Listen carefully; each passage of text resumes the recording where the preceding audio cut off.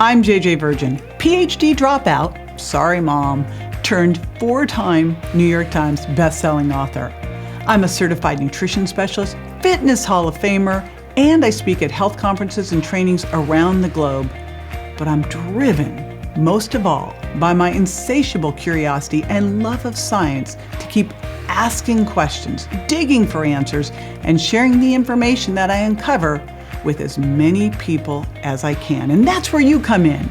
That's why I created the Well Beyond 40 podcast, to synthesize and simplify the science of health into actionable strategies to help you thrive. In each episode, we'll talk about what's working in the world of wellness, from personalized nutrition and healing your metabolism to powerful aging and prescriptive fitness. Join me on the journey to better health so you can love how you look and feel right now and have the energy to play full out at 100. Don't miss an episode. Subscribe now at subscribetojj.com to start unlocking your healthiest, most energetic self. Want to listen to this show ad-free? Head over to subscribetojj.com and start your ad-free experience today.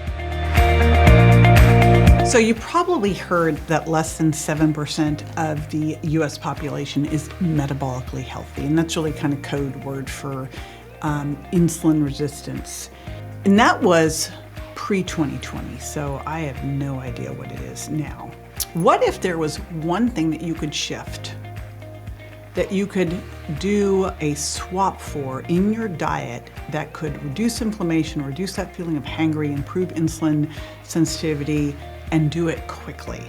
That is what we're going to be talking about today. And honestly, today I'm very excited. I brought this guest on because I heard her on my buddy Dr. David Perlmutter's podcast, and I realized I'd really had my thinking wrong on something. And I like to pride myself in being critically open-minded, which means that I try to look at everything out there and question my beliefs, because ultimately who the heck knows what really is something nowadays when you look online and you hear look at all these differing opinions. And boy, that is certainly the case with seed oils. In fact, right before taping this podcast, I was on X. I've gotten sucked a little bit into that black hole, and someone was saying seed oils are the most heart healthy there are, and someone else was like, no, they destroy your health. And I'm like, all right, well, I'm about to go to the expert and really figure this out. And that's what I'm doing today with Dr. Cate Shanahan. She's the author of Deep Nutrition, which is honestly one of those books that reminds me of Nourishing Traditions, where you want to have this book. It says Why Your Genes Need Traditional Food, and featuring the 4 pillars of the human diet. So this is one you definitely want to have. We're talking today about dark calories, and this is about seed oils, what they're doing to our health, and then what you can do to get your health back, and the easy swaps that you can do. And honestly, once you know this one, you'll realize how easily these are sneaking into your diet, even if you're trying to eat healthy, but how you can swap out. So again, I've got Dr. Cate Shanahan. She is a family physician. She's an author, and she's really she calls herself a medical revolutionist. I'd call her a seed oil warrior who is up against all of these corrupt health authorities who are out there pushing seed oils. Just like years ago, by the way, I don't know if you remember, like years ago when they had these cigarette ads and smoking cigarettes was recommended, and then there was a while there where it wasn't fat that was making us, or it wasn't sugar that was making us fat, it was fat. And we could eat everything that we wanted as long as it was low fat. So there's been a lot of crazy stuff, and I think we're gonna look back 10, 20, 30 years from now and realize that seed oils were one of those crazy things. So we're gonna be digging into which oils should you eat, which oils should you avoid, and how to make that shift to traditional foods and nature's wisdom. And she has a load of research linking seed oils and processed foods to obesity, inflammatory illnesses, all the childhood issues, linked fertility, etc. So that's what we're going to be digging into today. And again, I came from this wanting to really look at my own position, because I thought it was much more of a omega-6 to omega-3 imbalance. It wasn't. I was wrong. So Spoiler alert on that.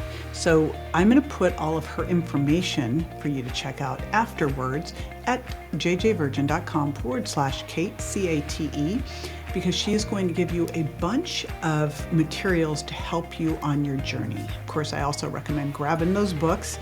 You'll also be able to get these meal plans and challenges and calculators, all sorts of stuff to help you right away so you can easily get these Hateful Eight seed oils out of your diet. And you're going to want to do that after listening to Cate. I will be right back. Stay tuned.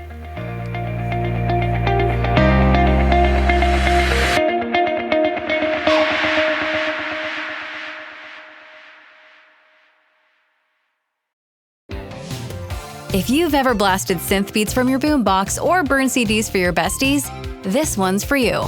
As people get older, much like their music tastes, their health needs change. AG1 is the simple daily health drink designed to deliver over 75 essential daily nutrients and pre- and probiotics to support energy, digestion, and mood, so you can make the most out of every decade and dance break. Learn more at drinkag1.com. Expedia and Visit Scotland invite you to come experience the beauty that awaits in Scotland.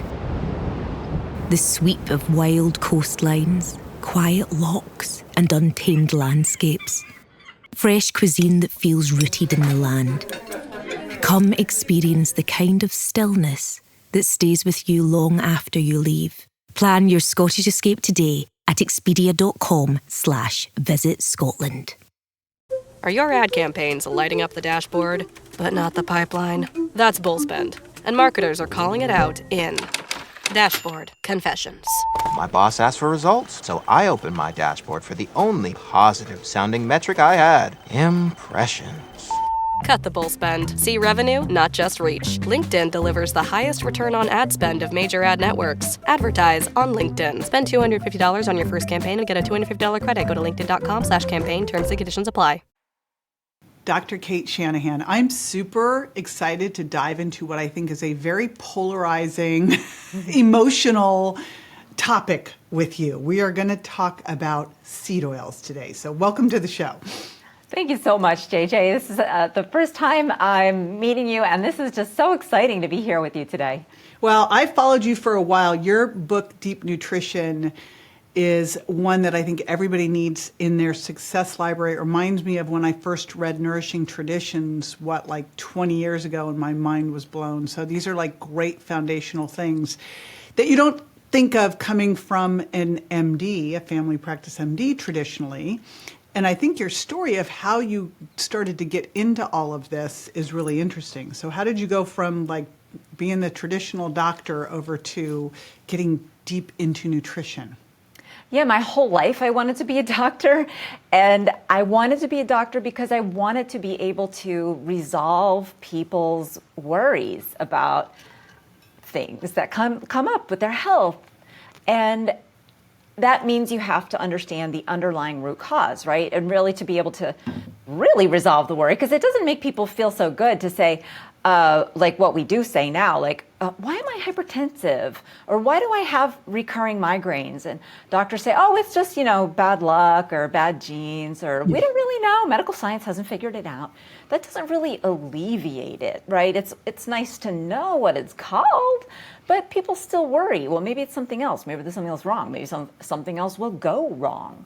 So it was not satisfying to me to be a newly minted family practice doctor, as I was early in my career, when all I did was, not all I did, but I felt like a lot of what I did was just see people for refills. Mm-hmm. That would not feel very satisfying. No, and they didn't love that either. They would come in and they would apologize. Oh, sorry, I have high blood pressure. I'm like, well, it's not your fault. And I say, maybe have you not been taking your medicine? And they were like, yeah, exactly, doc. Because they didn't make me feel any better. So. And then, of course, doctors are pre-programmed to have a response to that, to scare them back onto their drugs, because we're pre-programmed with this phrase, hypertension is a silent killer, or whatever. I was just going to say that, but hypertension's a silent killer. Like, oh my gosh, these talk lines. Exactly. And we don't realize how we're just programmed, and, and it's all in the intention of doing the right thing. But when I got sick myself, then I had to dive into a new way of thinking about nutrition because nothing else was working. I tried surgery. I tried even seeing a true Hawaiian kahuna who... What's a Hawaiian kahuna? That is a wise person who is a healer.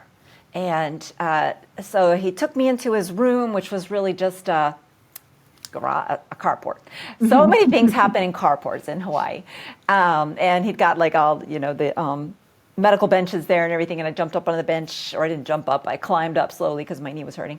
And he did like a whole bunch of cool stuff over me with energy work and blowing on my knee and very sincerely praying for me, but it didn't help. And so, but it was cool. It was a great experience. And I will never forget that man's face because he was so earnest. And I'm sure he helps a lot of people, but it couldn't help me. So I had to listen to my husband, who told me, it was like the hardest thing ever is for me, listening to people who've been giving me advice that I just disagree with, right? And I had to realize maybe he was right. As he'd been saying for a long time that my sugar habit, which was very enormous, was probably not good. Like he compared my diet. I've got to ask, Kate, how enormous was your sugar habit? He compared my diet to that of an army of ants, right? I guess, like insects, I guess, eat a lot of sugar. But I would have a quarter cup of sugar in my coffee every day, a quarter cup. And what I had to do to get it to dissolve was make my own caramel sauce. So on the island, I was living on the island of Kauai, Hawaii at that time, 0 Starbucks, 0 like any kind of coffee places. And that was my addiction of choice, was the two addictive substances, caffeine plus sugar. So like I had nothing better to do with my time because my problem was preventing me from walking. It was very severe, and I had been spending most of my free time doing fun things on the island, like going swimming or hiking or mountain biking. So I had nothing to do for hours on my days off, and he had given me this book, and it was called Spontaneous Healing, and in there, Andrew Weil, the author, mentioned vegetable oils. And I was like, oh, yeah, okay. They are unique for their chemistry, he said. And that triggered my inner chemist, because before I went to medical school, I was actually a chemist. I was going to be a biochemist. I was getting my PhD, studying for it. And what I wanted to do with it was design bacteria that would digest plastic. Now, how this relates to vegetable oil at all is that plastic is a polymer, meaning it's one big molecule made out of small molecules. And the process of polymerization requires chemistry that is similar to what I saw in the fatty acids of the vegetable oils once I started diving into what are these vegetable oils that Andrew Weil was recommending. And what I saw in the chemistry was like, oh my God, these vegetable oils have bonds that could make them all polymerize together through something called a free radical chain reaction, which is an out of control reaction. Not a problem when you're trying to like paint a liquid polyurethane onto your table to prevent it from getting, water damage, right? You want a plastic polymer. Big problem if it might be happening in your cell membranes. And so just looking at that, I knew from what I had learned, there could be something major going on here with our health, maybe my health, maybe that was affecting me too. And so I was fascinated from that moment on, and I just dove into reading an entire biochemistry textbook, that I had not read during my previous careers, and just everything I could get my hands on about fat. Because, you know, we learn that these oils are healthy, right? Like these vegetable oils, doctors do learn that something about nutrition. We learn vegetable oils lower your cholesterol and supposedly prevent heart attacks, right? So what we learn about nutrition is wrong. And that was the thing that I was, you know, this was 2002 when I first encountered this. That was what I was wrestling with. And it took a year or two for me to wrestle with, was I really just outright miseducated? Why? How did that happen? What really causes heart disease? So all of that was driving me, and it took a total of 6 to 8 years, depending how you count it, to get that book, Deep Nutrition, done, because there was so much I discovered that I thought everybody needs to know. So along the way, because you were sick when you started to write it, you were injured or sick or suffering. Did you heal yourself by making these shifts? Yes, I did. It took a long time. Like, you know, I stopped eating the two things that I identified in Deep Nutrition as problematic were the sugar, of course, and the vegetable oils. And I started eating healthier fats and healthier carbohydrate, you know, like whole food-based carbs instead of sugar-based carbs.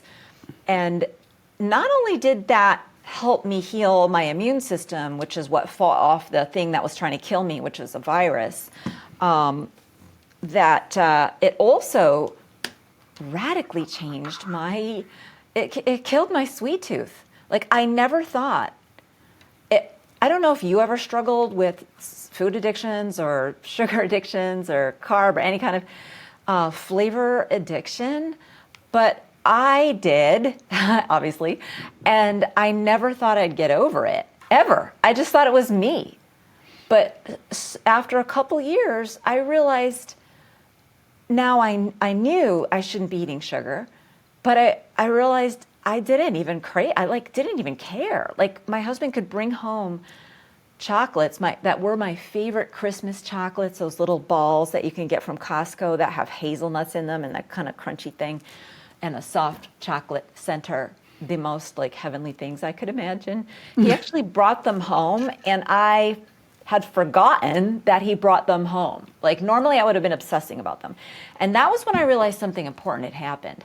And that was after I'd written Deep Nutrition. And so I started writing other books to explain how getting off seed oils can change our cravings so powerfully that we can get rid of a lifetime of food addictions in just a year or two. So one of the reasons there was a variety of reasons I wanted to unpack this with you specifically. I loved your interview that you did with my buddy, Dr. David Perlmutter, because you're very science-based, and on the internet, it is ridiculous. It is like you have two religious factions yelling at each other. And I was just want to go, well, just show me, let's look at the research, and let's really look at the research, because, you know, we all know you can cherry pick studies. I've done it myself back before I knew better. So mea culpa. But when I was studying nutrition, biochemistry is basically nutrition, right? When I was studying it, okay, so we need omega-3s and omega-6s. And when I started to hear the seed oil issues, I did not understand the real issue with them. I thought the issue with them, because we have omega-6 fatty acids and omega-3 fatty acids. They're both considered essential, that our body needs them. And historically, 1,000 plus years ago, maybe 200 years ago, our ratio between 6s and 3s was apparently like 4-1, and now it's 20-1, and it's putting us in a pro-inflammatory state, and blah, blah, blah. That's what I thought the issue was. And so I was like, well, you know, as long as you are, you know, prioritizing so that you've got that ratio right, you know, that's where I thought the issue was, and that maybe some of them were oxidizing. Then I heard your your interview, and I'm like, oh, nope, I do not have this right. And that's what I really want to talk about, is what the real issue is in these. And when we're talking about these, because I've heard you talk about the Hateful Eight, which I love, and we'll get a link to too, but which are these and what is the real problem behind them, since it's not what I thought it was? I am so glad that you picked up on that, because that is the point. That is like why I've been so excited about sharing this information since the year 2002, because I was never concerned about that ratio business. Like, that was an interesting side effect. I mean, an interesting rabbit hole that I had seen some research go down, but I had also seen it been kind of debunked. And I think that that the conversation around seed oils has been impaired negatively by that continuing to focus on that ratio concept, and not focusing on what I think is the real issue, which is this oxidation. And that's what I talk about in Dark Calories. That's what I wanted to make clear in Dark Calories, which is my latest book, which focuses, Dark Calories are the Hateful Eight. And it focuses on why they're bad, how they're made, why they're bad, what they do to our bodies. And it's really an attempt to correct the 70 years of misinformation that the medical associations have been pumping out because of the wrong-headed idea that somebody had, the American Heart Association, Ansel Keys and the American Heart Association, promoted back in the 1950s, 40s and 50s, where they started talking about saturated fat being harmful for us. And that's when they started promoting these oils as heart healthy. And doctors have learned that for the past 3 generations. And what that has done is not just make us eat a lot of them, right? It's not just miseducating doctors. It's keeping us from seeing that all of these metabolic diseases that we are experiencing now in epidemic proportions stem from a simple root cause called oxidative stress, and that vegetable oils in our food supply are the #1 driver of that. Vegetable oils are the reason processed food is unhealthy, and they put the junk in junk food. And why that's controversial is because it was a lie to begin with that these oils are healthy. We've all been fed this lie and believed that there was evidence to support this lie in the first place, which there was not. Was it that there was, oh, sorry, didn't mean to cut you off on that. Was it that it was a lie, or did they just not know? Did they not know better, or did they know better and they duped us? Yeah. So I thought about that really hard, and I just kept digging and finding more evidence that, it was a lie. I think they absolutely knew better. And when I say they, I mean chiefly Ansel Keys and a few of the very high up people in the American Heart Association who are promoting vegetable oils as heart healthy, who were benefiting from, personally, just from the publicity. Like, they wanted to be famous, is what I think drove them. Ansel Keys and a couple other people. And the reason I say that is I give some of the historical details about this in the middle section of Dark Calories. And one of the things that kind of convinced me that Ansel Keys was his heart was not in the right place from the beginning was that he lied about how much experience he'd had working with heart attack victims and asking them about their diets. He lied about that on, every media opportunity, and every opportunity he had to interact with colleagues who gave him pushback. He would say this. He would say, I have 5,000 heart attack cases. how many do you have? As if to say the other people who were questioning his evidence base had no basis to question his evidence base. But did he really have 5,000 cases? The answer I found was not even close.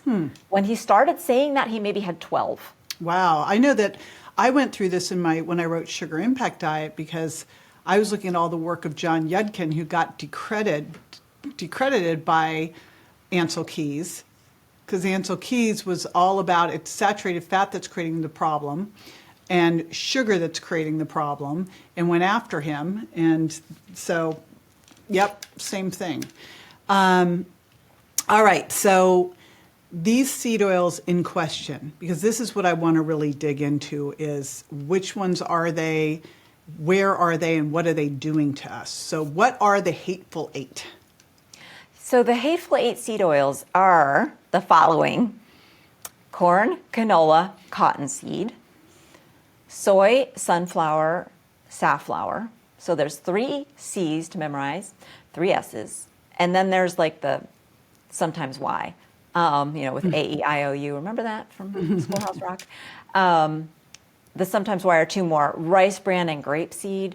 And those are mostly in restaurants. They're not often found. I've not really seen them on labels and food labels when I'm going grocery shopping. So of the Hateful Eight, the first 6 are the most important to memorize. And why are these so problematic? Yeah, so these are uniquely problematic because of a couple of factors. And, frankly, answering that simple question requires a whole ton of scientific knowledge, because right now in the debate around seed oils, you've got people all over the place with what is a seed oil. Like they're just saying anything that has the word seed in front of it or could be a seed, right? Like, so some people are saying sesame seed oil is bad, or peanuts. Well, those are seeds. They should be bad, right? Well, peanuts are legumes. They're really and so is the soy. So I actually think it's I was confused with seed oils too. That's where I got the omega-6 thing, Kate. I was like, oh, it must be the omega-6 and pro-inflammatory, and the ratio's out of balance, because soy's not a seed. Corn, it's like corn's not really a seed. Like, I don't know what a canola is. So I'm like, wasn't it rapeseed? So, but when I heard you talk about the processing, that's when it really made sense to me. So I don't even know if we have to even worry so much about the seed oil, although I just saw another fight right before. I was like, I'm glad we're doing this interview, because it was another person citing all this research on heart disease and how seed oils are the preferential oils. I'm like, so I think I think using the Hateful Eight is actually more helpful, because then you understand which ones you could touch. So yeah, I never even thought about that, like various confusion over so it's botanically they are seeds, right? Legumes, anything that could be planted in the ground and grow is botanically a seed. So like wheat germ, wheat berries, wheat germ oil, that could be seed oil too, right? Flax oil. It just gets way too confused. I mean, it's just like when you try term. It is a stupid term because the seed is not the problem. The problem is more complicated than that. The problem is a combination of variables that overlap to create a devastatingly unhealthy final product. And the key variables here are the fact that these specific seeds have a lot of unstable fatty acids. Those are called the polyunsaturated fatty acids, which react with oxygen, right? They're unstable in what scenario? Unstable around oxygen. So they will easily react with oxygen. That's why they polymerize. That's why when we make, in the olden days, linseed oil, was used to form like a shellac or a lacquer over paint and over furniture, linseed oil, because it's got the right chemistry. What they had to do to make it do that is heat it, so they boiled it. So boiled linseed oil is basically a pre-plastic polymer, right? Now, we heat these seed oils in factories too. And the other things that we do in factories makes it so that when we buy a bottle of soy oil or corn oil, that should be considered a potentially pre-plastic polymer too. Because when you fry with it, it forms plastic-like polymers. Like you actually do get polymerization. That's why it's a different kind of crispiness that you get on your fries when they are fried in seed oils than when they are fried in tallow, because when they fry in seed oils, they've polymerized. But that polymerization will also occur in our own bodily tissues. It really, truly does. And that polymerization is devastating to our health. And the seed oils, they can do this because of those two factors, like I said. One is they have the unstable fatty acids, and two is what the processing does. Now, a lot of people, JJ, think that the processing adds chemicals like, hexane. People have heard of hexane, and they assume that there's other chemicals added in a factory, right? But the toxins in the Hateful Eight oils are not added. They are developed out of the reactions that occur during the processing steps, right? So it's those polyunsaturated fatty acids that react with oxygen that become toxins. And a way of thinking about this is like a glass is fragile, right? Like I've got one right here. It's a glass of water, fragile, but useful. Now, if I were to take a hammer and smash it, it would break into 1,000 shards, no longer useful, and actually dangerous, right? I would have to be careful where I'm walking around here. So think of the polyunsaturated fatty acids like that fragile glass, and then oxygen like a hammer, because oxygen breaks those molecules into different little chemical shards that are very dangerous to our biological tissues. And when we eat these bottles of the Hateful Eight oils, we are eating these dangerous shards. And there's more to it than that. It's just unbelievably complicated. A little bit of toxin in a bottle can multiply before you open it. So that what's a part per billion of toxin, and something that some academic might go, oh, part per billion, poo-poo, who cares? It will multiply when you open it and when you cook with it, so that by the time you're eating a French fry cooked in corn oil in a deep fryer, you're getting as much toxicity from a single French fry as you would from smoking an entire tobacco cigarette.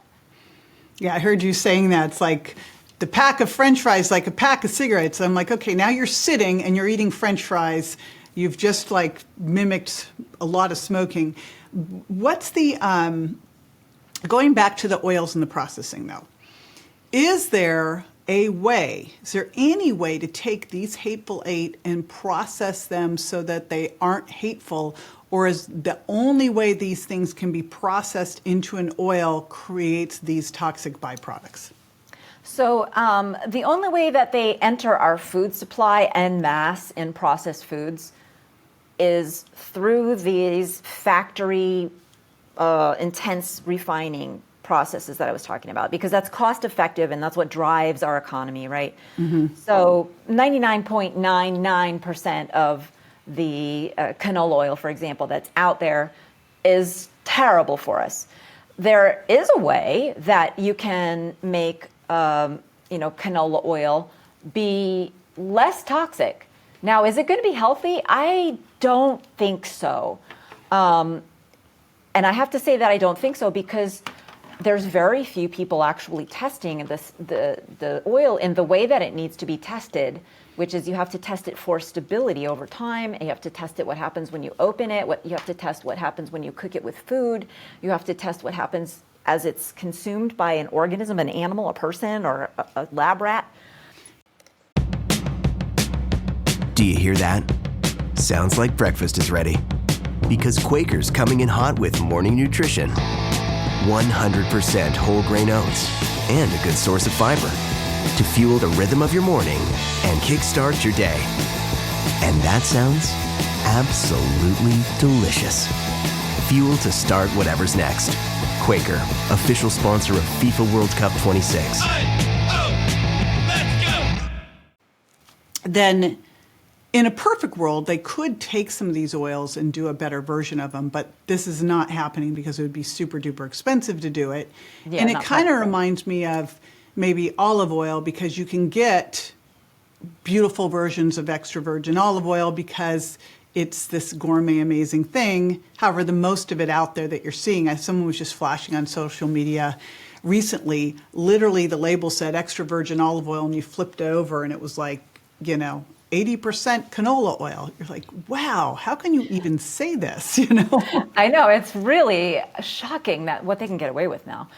But yeah, so the other part of it is that the fatty acid, we don't need that many polyunsaturated fatty acids probably in our diet, and certainly being imbalanced, like that is probably not good either. But that consideration is far down the road, right? And from the most primary, first and foremost reality that the oxidation makes them toxic, and that has many, many more effects than this ratio business. Because the body is not stupid. The body doesn't count on us to eat a certain amount of omega-6 or omega-3 in order to be able to regulate the inflammatory processes in our body. It doesn't immediately go from our diet to inflammation or anti-inflammation. And that idea is just very flawed. It's been debunked, and that's part of the problem here, you see, because JJ, what I'm talking about is actually new research, right? The omega imbalance idea came from a researcher at the National Institute of Health named Artemis Simopoulos. That's why that was promulgated and proposed many years ago, and that's why it's so popular, because it's tied to what academics would call real researcher, right? I'm a family practice doctor, and I don't work at a think tank or the National Institutes of Health or even a university, right? So what I'm doing here is I'm trying to get the world to understand really pretty high-level science that should be taught in medical schools, but isn't, from my living room. And this isn't really a fair fight, frankly. It's me versus academia versus all the debunkers. And I am just so grateful that in spite of all that, now the White House has their eye on seed oils, right? Like RFK joining up with Trump has created this powerful alliance. And for the first time, I am hearing people who have power to do something about this say they want to do something about this.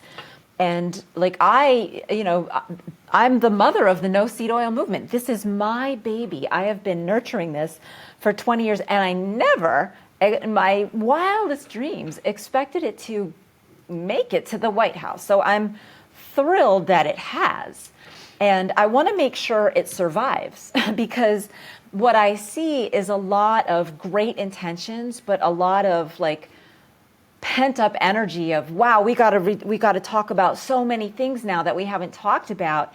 And I'm a little worried that seed oils are going to get lost in the mix when they are the most important driver of disease. There's a lot of drivers of disease now, right? We've got the dyes and coloring agents and artificial flavors and pesticides and herbicides.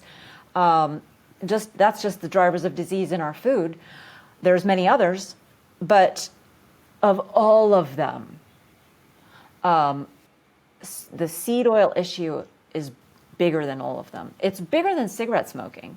Well, let's unpack that, because that's what I want to know is, first of all, don't sell yourself short. I love the fact, I'm just a family practice doc in my living room. You have been making your dent, and it just takes continuing to chip away at these things where people, what is it, that first they think you're crazy and then they think you're the savior, right? I mean, it's just that process where you have to go through this where people that woman is crazy, and they're like, wait a minute, So thank you. When you talk about these seed oils and the fact, and again, I feel like here I've been studying nutrition for 30 plus years, and I went, wait, I thought it was a 6-to-3 ratio, and I totally had it wrong. totally had it wrong, didn't realize the toxicity piece of it. Then I'm like, oh my gosh, what does consuming these toxic oils, and maybe that's the way to really frame them for people to understand, is they're toxic. They've got toxic byproducts in them. What does consuming these toxic oils, what are the different things that it can lead to? I know one of them is that it can perturb insulin resistance. What are some of the things? Yeah, so let's talk about what sickness actually is. It's cellular dysfunction. Cellular dysfunction. If we have healthy cells, we aren't sick. We can't be because our cells are functioning. On the other hand, if our cells are dysfunctional, well, then we are likely to get sick. And what is the number one driver of cellular dysfunction turns out to be free radicals and oxidative stress. The number one driver. That's what all of the free radical and anti-aging research has shown for many, many years. And the thing is that all of that free radical and anti-aging research has never just simply linked it to our food supply. And what the vegetable oils do is they set us up for oxidative stress. Vegetable oils you can think of as oxidative stress in a bottle, and oxidative stress is the root cause of disease and death. So vegetable oils are really death in a bottle, accelerated aging in a bottle. They promote literally everything we don't want. They promote inflammatory disease, they promote joint pain, they promote mental illness, they promote autoimmune diseases, they promote all the metabolic diseases. And they do this because of the many ways that they can damage our cellular function, because they promote oxidative stress, which is the root cause of every known disease. That is not even controversial. It is so widely accepted by the people, the doctors' doctors. So who are the doctors' doctors? They're called pathologists. Those are the subspecialty of medicine where when you get a biopsy, it gets, if you're worried you have breast cancer or something on your skin, that biopsy gets sent off to the pathologists. They're doctors who live in labs and look at microscopes all day long. And what are they looking for are signs of, like, what kind of disease is this? And when the pathologists look for disease, in many cases, they see toxic fat blobs as part of the disease process. That's what Alzheimer's disease is, those tau proteins and beta amyloid. That is toxic fat blobs that have formed in a brain cell because of oxidative stress causing these little polymers to form that the cell can't use. So they have to take out this damaged part of this damaged polymer, and they have to kind of turn it and kind of pack it all into a certain part of the cell. Those blobs show up in so many disease states, like liver cirrhosis, kidney, end-stage kidney disease, skin diseases. So we've been seeing this for years. We've been seeing it for years, and we haven't connected it to vegetable oils in our diet. Wow. And is there a way, before you get the disease, I don't know if there's any...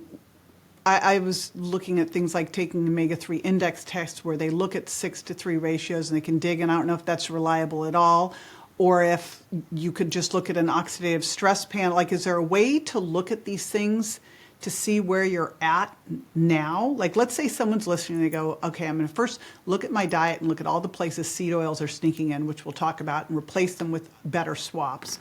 But I also want to see where I am now, because doesn't some of this then get into your cell membranes? And it's not like you can just stop eating the seed oils and you just get rid of the buildup, right? Well, you can stop eating the seed oils and you do get immediate benefits because you stop bringing toxins into your body. And then if you start nourishing your body, then your body can start handling the oxidative stress better.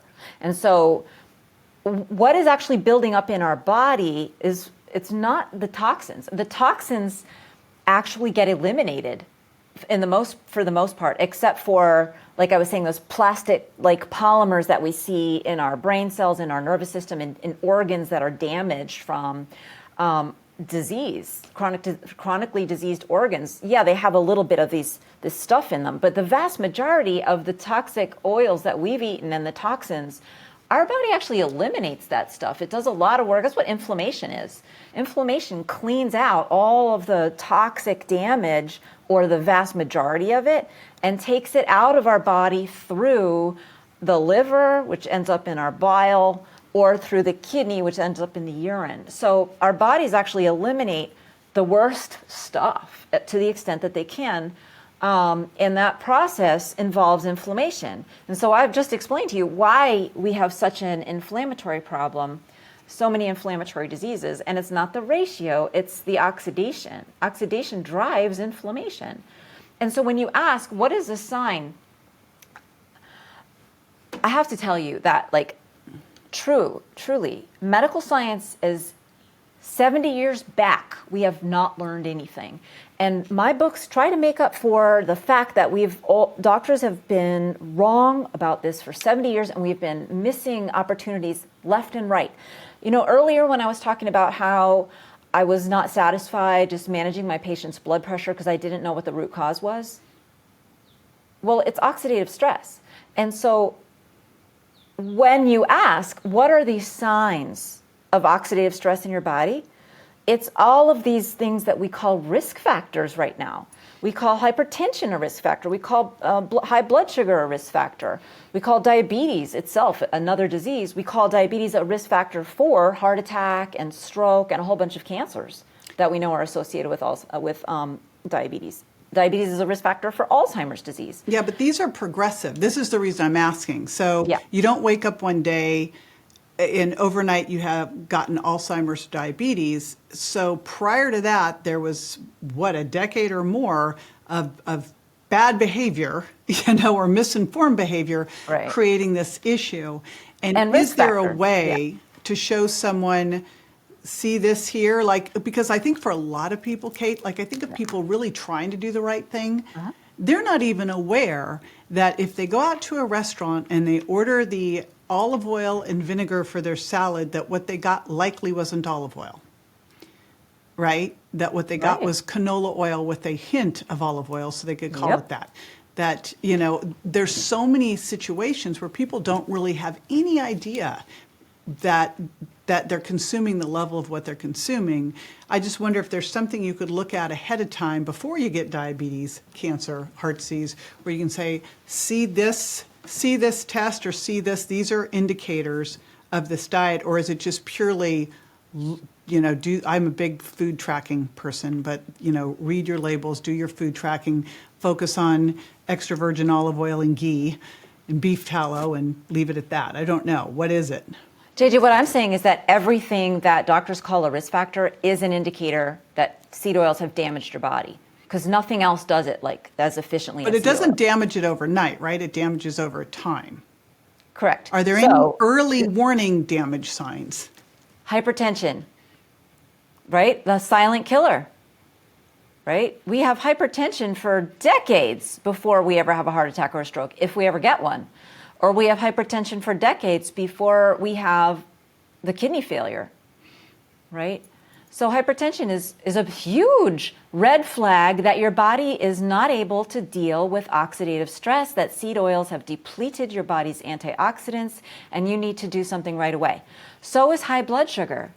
If your blood sugar is high, that's not because you've been eating too many carbohydrates, although that doesn't help because I shouldn't say carbohydrates as a blanket term. I need to specifically say refined carbohydrates, right? Because just like the refined oils, the whole food isn't bad. Like sunflowers aren't bad, soy isn't bad, and whole wheat berries are not bad. But the refined is empty calories. That's bad, right? So the things in our diet that are killing us are the seed oils, number one, and that's the Hateful Eight.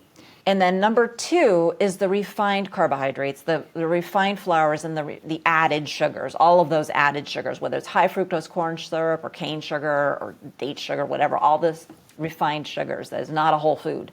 That is not good for you.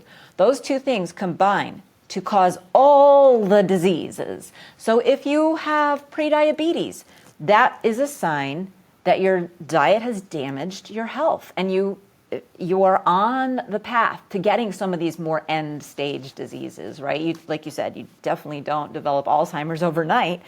By the time you develop Alzheimer's, you've probably been pre-diabetic for a long time. And if you didn't have high blood sugar before you developed your Alzheimer's, chances are you had hypertension or kidney problems or, some other illness, right? The earliest signs in some people is just a sugar craving. Like it was for me. I view diets as tools. And I love using them as a tool to take people through a process to basically help them become aware of what's working for them and what's not working for them, right? And I especially like to focus on one thing at a time. Like I did food elimination. It was really about leaky gut and what I saw were the biggest, most reactive foods. The funny thing is, Kate, when I did that diet, which was pull out gluten, dairy, eggs, corn, soy, peanuts, sugar, and artificial sweeteners, basically it eliminated the seed oils from most people because they weren't eating processed food and they felt remarkably better. I always wonder now, like after writing that book, I'm like, was it the fact that I was helping heal their leaky gut because gluten was attacking it, or was it the fact that I got them off of processed foods, which was probably more of it? I did a similar thing with sugar to help people really kind of identify how much sugar was sneaking in, what the different types of carbs were, what worked for them.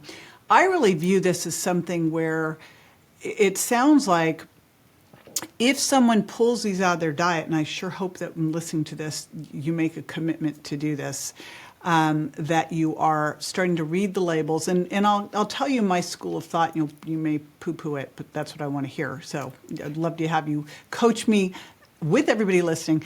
But I'll tell you how I approach it. But it sounds like to me that you would have some noticeable improvements in your health fairly quickly if a lot of these are sneaking in and you make that shift and get it down as close to zero as possible. You're going to notice some things fairly quickly because of the inflammatory response to it. Yes?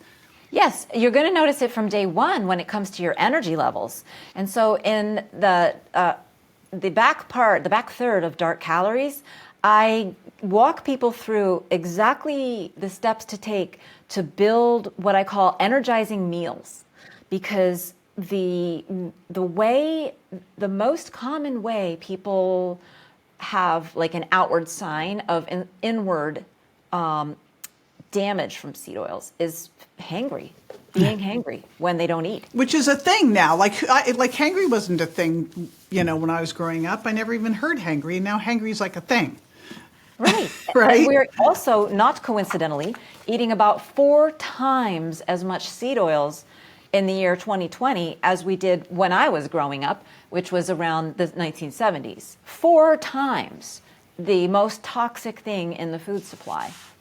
Wow. And that's why. Because why did they eat so much in 2020? Well, that's a great question. So remember trans fat? Mm-hmm. Trans fat is no longer in the food supply. It's banned. It got replaced by seed oils. You got it. Right. Because they thought that trans fat was, super duper toxic, which it's not good for us, but is not as bad as the seed oils. Wow. And like that is a key point that our public health officials have no clue. They are clueless. It's not like these public health officials are out there trying to make us sick. The public health officials are miseducated, 70 years of medical miseducation, and I'm trying to make up for it with books, a few books, right? So that's why I'm so grateful for folks like you who have a huge platform and a huge, a mass respect of audience who massively respects you. It's so helpful to get this information out this way. But it shouldn't be reverse engineered like this. It should be through doctors. The doctors and dietitians should be learning this. And frankly, I'm getting a lot of great feedback from doctors and dietitians about this book. But those authorities who haven't read the book are out there saying, oh, this is just a fad, it's going to blow over. It will never blow over, because this is the original sin that medicine committed in the 1950s when they lied to us intentionally to help sell seed oils, because that's that was who was funding their research. And if you want to become a famous researcher, you need a lot of money. And Procter & Gamble paid the American Heart Association to do research. And human nature being what it is, they found a way to support their benefactor so they would keep getting more money. It's so corrupt. The American Heart Association to this day has not been called out for what is the biggest lie in probably human history, because in terms of harms to individual living beings, I can't think of anything that's been worse. There's billions and billions of us now who are living on seed oils, and it's harming our health in every way possible. And so just to get back to the hangry conversation, if you are hangry, that means you are insulin resistant, because hangry is not normal hunger. It's common now. Everybody thinks we just need to eat. It's just time to eat. No. Hangry happens when you can't burn your body fat because your body is so overwhelmed with oxidative stress that your mitochondria can't burn your own body fat. Oh, and P.S., your body fat is chemically less stable because of the polyunsaturates. It's a radical shift from the normal state of human health. And so one of the first, if you want to tell people, how do they know if they have this damage? Ask them if they're hangry. And then in Dark Calories, in chapter 3, I have a list of a total of 11 symptoms that you want to look for that are actually signs of insulin resistance. And insulin resistance is kind of one of the deep first consequences of eating too many seed oils. We become insulin resistant decades before we develop prediabetes. Decades before. Well, it really is when you look at, they're talking now of less than 7% of us being metabolically healthy, that is basic insulin resistance. You look at it and go, okay, poor blood sugar, bigger waist circumference, more visceral adipose tissue, poor triglycerides, all of that. Yeah. Hypertension. So it is at the core of that. So if you look at that and go, okay, we have less than 7% of the population now who is metabolically healthy, it would be really interesting if and I know we never can, diet studies are the hardest things to fund, but boy, wouldn't it be interesting if you could actually peek into the less than 7% who are adults, not kids, and look at them and say, what's their diet look like versus what are the other ones? And then the nice thing with this is, once you understand it, it's harder to eat out. Although, do you know Ben Azadi?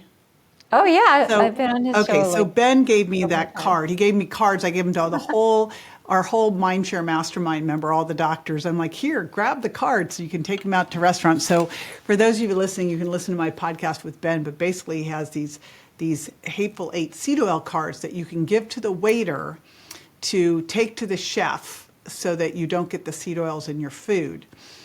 And because it is challenging eating out, though I'm happy to say here in Tampa, and I know in Austin, and I know in LA, that now restaurants are making it part of their marketing that they aren't using seed oils. So there are places that you can find.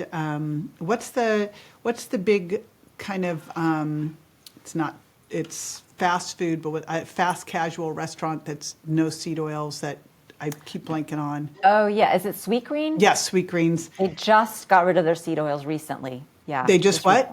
They just recently eliminated. Oh, I thought you said they just started back. I'm like, what? No. But I mean, we need to also make sure we're supporting these companies. So at home, because obviously at home's the most important, it's where we can control it the most. I also travel with real extra virgin olive oil packets that I got sent from Casandrinos, so you can get those too. I travel with that and my sea salt and my coffee. I'm like a high maintenance traveler. But what are the oils that we would want to be focusing on at home? So in the book, I have what I call the delightful dozen. And but for myself, I'll just list out my favorite 5. My favorite is butter. Hands down, I just love butter. And I also really enjoy peanut oil, sesame oil. olive oil, of course, olive oil, and coconut oil. Like those are the ones I always have on hand because they're so useful for everything. Now there's others, like you can get tree nut oils, like, pecan oil, hazelnut oil, walnut oil. And of course you can use lard, right? Traditional lard. You can save your bacon fat. You don't want to save these things too many times because you should only reuse them maybe like twice most. Tallow, very healthy. Tallow's having a bit of a comeback. Yeah, it is. We have tallow at home, so. Yeah, and so when you cook, actually, you'll notice if you're used to making like chicken fried steak or home fries in a vegetable oil, if you switch over to like something like tallow, you'll notice it's much lighter and flakier because you're not getting that polymerization reaction. You're just getting a nice little surface kind of Maillard sort of reaction, different kind of reaction, and it's more on the surface. It's not, polymerization. It's not creating toxins, and it's going to have flavor. Like it allows you to. It has its own flavor. Whereas I think seed oils actually kill flavor because there's no flavor components in them. And they're so liquidy and they like go all around your little taste bud and kind of coat it up and block flavor, right? So they're called neutral. Like chefs who swear by their neutral oils, they love seed oils, but that's because they don't have any flavor, right? Well, if you're a lazy chef, I guess, then you can't figure out whether to use olive oil or coconut or tallow or lard, then you need a neutral oil. But it's not a good culinary practice. It is certainly not nutritious. What do we need to worry about? Because we can control our home environment, so that's great. But going out, what are some of the things? And I know a lot of this, we'll link to your book in the show notes, Dark Calories, and also your first book, Deep Nutrition, along with all of your social and sites and your new membership that you're launching. But what would we need to look out for at restaurants? What are some specific things? Like olive oil blends, obviously a big one. What else would we know to not do? Almost anything will have seed oils unless it's an extraordinary chef.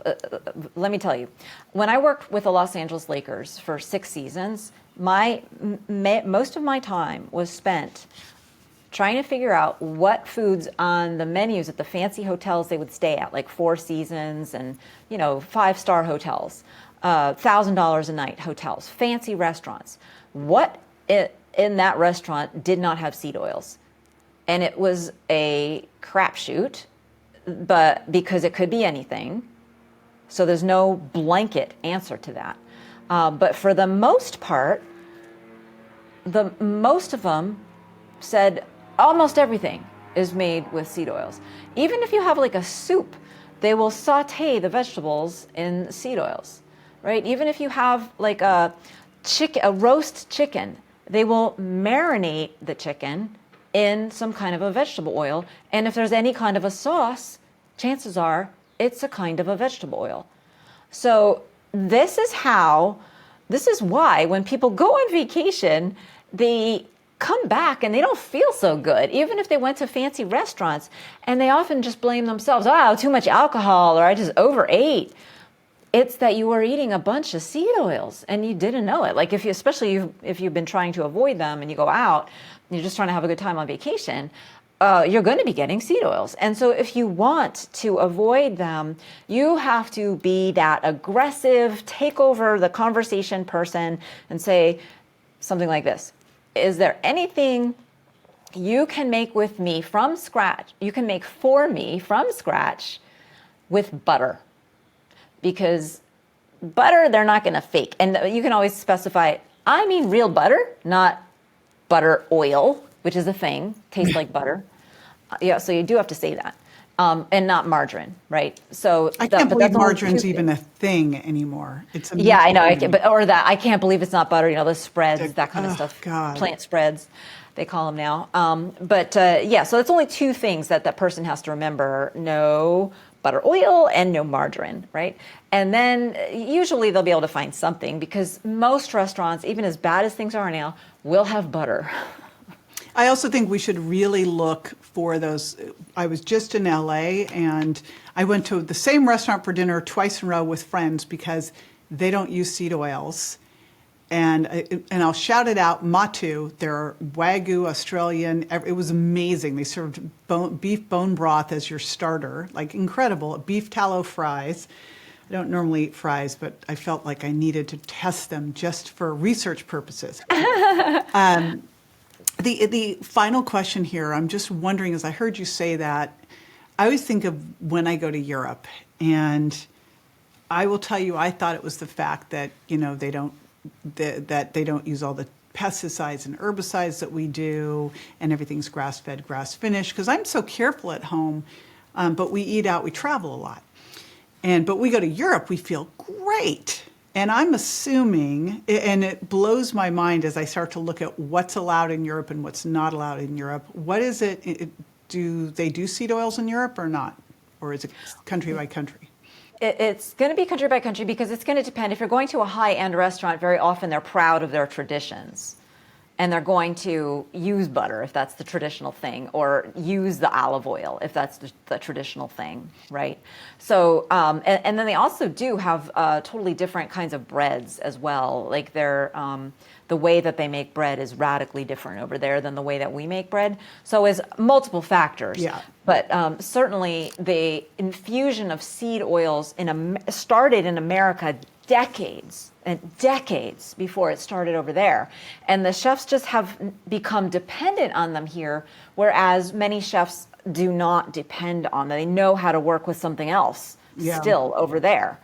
Well, it's hard over here too, just in defense of all of this. Being in the food industry before, I thought I was going to be a chef, till I realized how angry people get around their food and weird and everything else. I'm like, I don't want to do this. But it's very hard when you have to compete against other restaurants on price, and they're using all the cheap stuff. It's just like that in the supplement world. I mean, it's like, if the public doesn't know, that's why this is so important. I love, Cate, things that you can do with diet or lifestyle that will make the biggest impact on your health. Like getting a good night's sleep, making sure you're lifting weights, moving more throughout the day, and swapping. And I always like to look at, like, could we start to say, now I'm going to focus on using, at home, I'll use extra virgin olive oil, and I use grass-fed. I love this grass-fed pink Himalayan salt ghee. It's like, to me, the yummiest thing. So, what are the things that you could use at home? I also love sesame oil. I don't use it as much. I use it when I'm doing Asian things, but I just love the flavor of it. So what are those things that you could do at home, and then just get better at either choosing things like sweet greens, because we want to support these restaurants that are making the effort, or ordering better when you go out to eat at these restaurants, which it can be done. Here's the funniest part. We were out to dinner the other night at a place in Carefree, Arizona that is a spa restaurant, a wellness spa restaurant. We had Ben's card. I was with another couple. He's like, I have not eaten seed oils now for X amount of time. I'm like, well, we don't eat seed oils. I'm sure this place will be great because it's a spa and it's a wellness restaurant. Oh, no. It was a whole thing. It took them like an hour. I go, you're a wellness restaurant. Not everyone's gotten the memo yet. I mean, it is out there. RFK has been talking about it, but many people who are following politics didn't catch the few times where RFK actually talked about seed oil. So it's still a very niche market right now, but it's growing. 25% of people are aware that seed oils are unhealthy. I saw in a recent survey, a restaurant survey, they're becoming concerned about it. Nice. But so what are the actionable things that you can do? And that's what I wrote about. The back third of the book is a lot of actionable things there. Yeah. So, but one of them, Thank you. One of the easiest things is to learn to make your own breakfasts and lunches, not from processed food. It's not that hard. I have tons of ideas in there. Just to give you an example of how stupid simple or simple, extra, very simple it could be, is for lunch, just take 2 stalks of celery, slather them up with your favorite seed oil-free peanut butter. I like natural peanut butter. Maybe stick a couple raisins on there for the whole ants on a log childhood memory experience, and bring a thermos of milk. That is an extremely healthy, very energizing meal. It's not too heavy. It's not going to bog you down, but it will sustain your energy all the way to dinner. And you won't need to snack, right? Whole milk. So very simple things like that are what I like, because if you get a quality peanut butter and, fresh celery, and you like those 2 flavors together, it's a really tasty thing. I feel that that is a treat. And if you don't like celery, well, just put it on an apple, cut an apple in half, and do the same thing. But the bottom line is, this is what we do. We have our pantry well stocked, our freezer well stocked. We get fresh vegetables and fruit each week.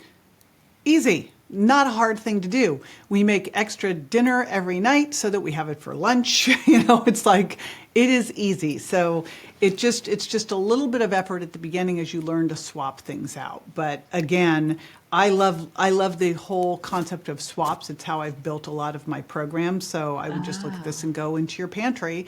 After listening to this, go do a little reconnaissance mission in your pantry.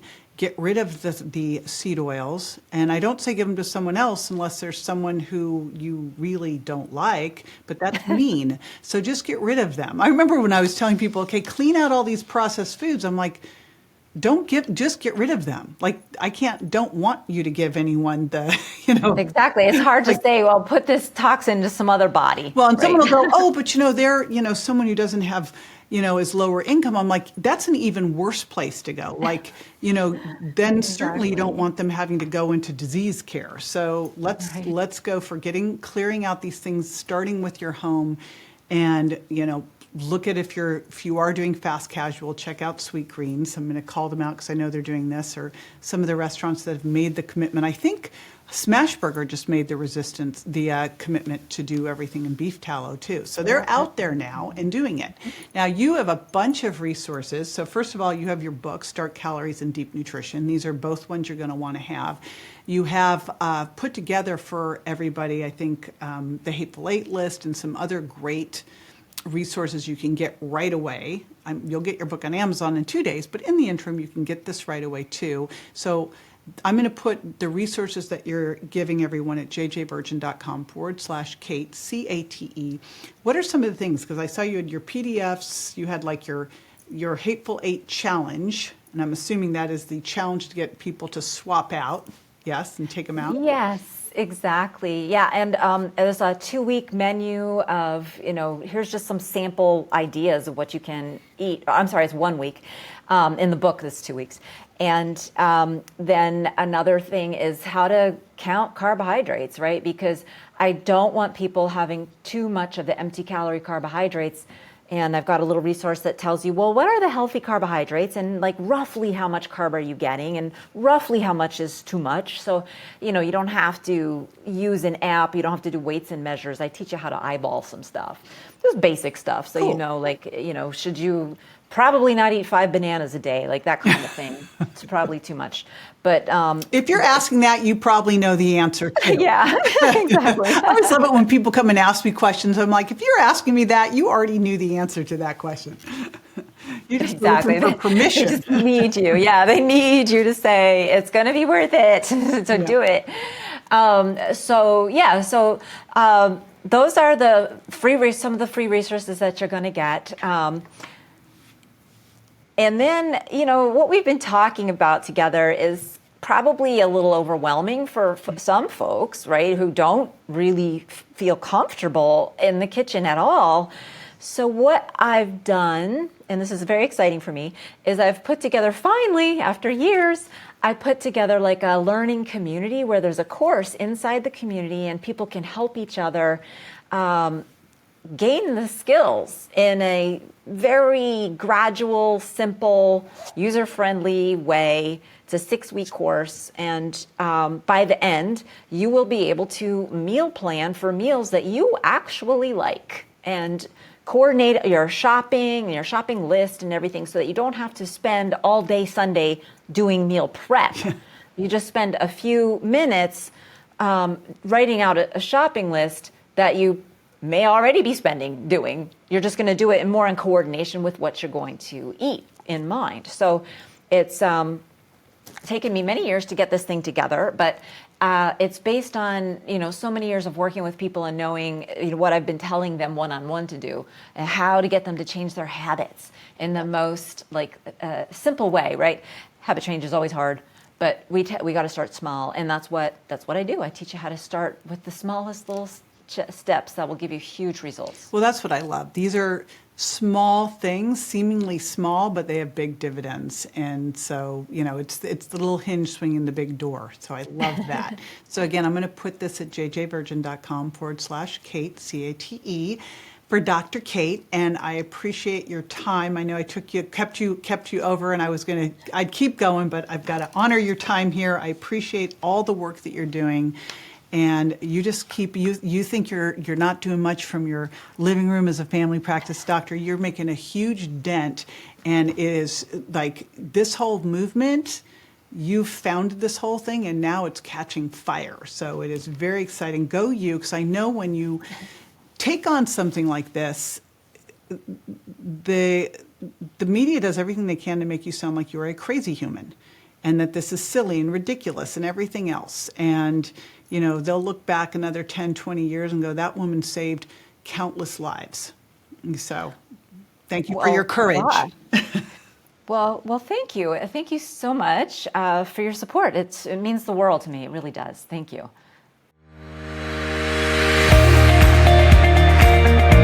Be sure to join me next time for more tools, tips, and techniques you can incorporate into everyday life to ensure you look and feel great and are built to last. Check me out on Instagram, Facebook, and my website, jjvirgin.com, and make sure to follow my podcast at subscribetojj.com so you don't miss a single episode. And hey, if you're loving what you hear, don't forget to leave a review. Your reviews make a big difference in helping me reach more incredible women just like you to spread the word about aging powerfully after 40. Thanks for tuning in, and I'll catch you on the next episode. Want to listen to this show ad-free? Head over to subscribetojj.com and start your ad-free experience today.